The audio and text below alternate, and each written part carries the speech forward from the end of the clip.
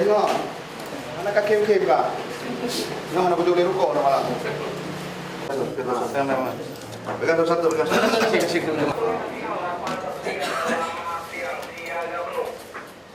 Pada saat ini kita menangkap pelaku pencurian elektronik berupa ada CPU, kemudian juga ada layar komputer, kemudian juga ada ini laptop dengan kasus yang berbeda. Untuk kasus pencurian elektronik itu kita ada 4 tersangka.